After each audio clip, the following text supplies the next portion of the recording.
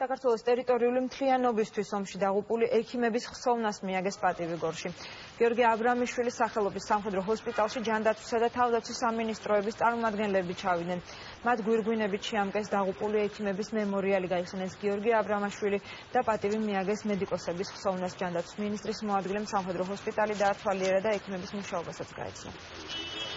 ექიმების როლი ნებისმიერ ომში ძალიან მნიშვნელოვანია, ჩვენთანაც ესე იყო.